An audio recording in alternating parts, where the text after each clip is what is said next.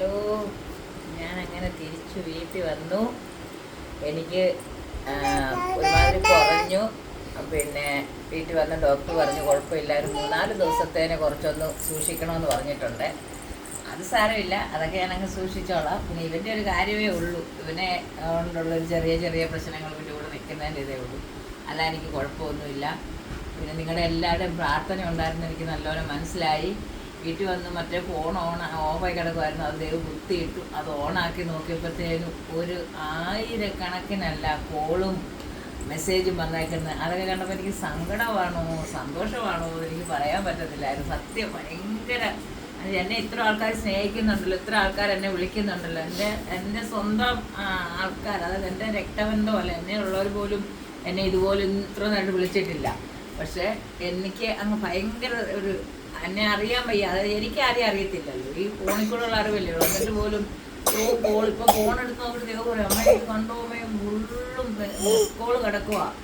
അതുപോലെ എന്നെ വിളിക്കുന്നത് നിങ്ങൾ വാട്സപ്പിൽ മെസ്സേജ് ആണെങ്കിലും എല്ലാം ഒരുപാട്. അമ്മയുടെ പകുതി അസുഖം മാറി. ഇവിടെ വന്നപ്പോൾ ഇതെല്ലാം കൂടെ ഇവൻ കണ്ടോ ഫോണെ പിടിക്കാൻ വരുന്നുണ്ടോ? ദേവുവിൻ്റെ വീട്ടിൽ നിന്ന് അവർ അച്ഛനും അമ്മയും കൂടെ രണ്ടുപേർക്കും വയ്യാതെ കിടക്കുമായിരുന്നു. എന്നിട്ടും രണ്ടുപേരും കൂടെ ഓടി വന്നു, അപ്പനും അമ്മയും കൂടെ വന്നു. കുറേ നേരമല്ല ഇവിടെ നിന്നില്ല, മത്താനെല്ലാം പറഞ്ഞ് നേരം അച്ഛനും ഇവിടെ ഉണ്ടായിരുന്നു.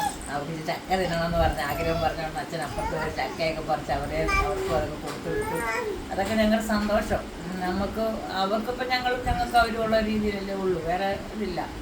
ഇപ്പം അനിയത്തി വിളിച്ചിട്ട് പറഞ്ഞു വിഷമിക്കേണ്ട, ഞാൻ രാവിലെ തന്നെ എത്തിക്കോളാന്ന് ചിട്ടയുള്ളത് വലിയൊരു അവളുള്ളതുകൊണ്ടാണ് എനിക്ക് ഒരുപാട് സത്യം പറയാറ് ഒത്തിരി ഇതുണ്ട്. ചിറ്റയെ പറ്റി പറയുമ്പോൾ ഇനിയും കൂടെ ചേർത്ത് പറയണമെന്ന് ചിറ്റ. എന്നെ പൊന്നെ ഇവനെ ഇങ്ങനെ എപ്പോഴും അച്ഛമ്മ കൂടെ വേണം. അതുകൊണ്ട് 2 ദിവസം കൊണ്ട് കുഞ്ഞു എന്തോ എന്നെ പൊന്നെ ഞങ്ങൾ ക്ഷീണിച്ചു പോയി. കൈമാറി കുളിപ്പിച്ചും കൈമാറി അമ്മമ്മ കൊടുത്തും ആകെ മൊത്തത്തിൽ അവനങ്ങ് അപ്പൻ ചിന്നാൻ കൈകൊട്ട് പാലൂച്ച കൈകൊട്ട് അമ്മാമ്മ ചിന്നാൻ കൈകൊട്ട്. അതാണ് അവൻ്റെ ഒരു കാര്യം. പിന്നെ ഒരുപാട് തലയിളക്കല്ലേ എടുക്കലെന്നൊക്കെ എല്ലാവരും മെസ്സേജ് ഇടുന്നുണ്ട്, ദൂരെന്നെല്ലാം വിളിക്കുന്നുണ്ട്, ഒരുപാട് ആൾക്കാർ വിളിക്കുന്നുണ്ട്. ഒരു സന്തോഷമുണ്ട്. അതുകൊണ്ട് നമുക്ക് 2-3 ദിവസം കഴിഞ്ഞ് പൂർവാധിക ശക്തിയോടുകൂടി ഞാൻ വരും. അതിനകത്ത് ഒരു മാറ്റമില്ല. നിങ്ങളുടെ പ്രാർത്ഥന, നിങ്ങളുടെ എല്ലാവരുടെയും സപ്പോർട്ട് എല്ലാം എനിക്കുണ്ട്. ഒത്തിരി സന്തോഷം അമ്മയുടെ.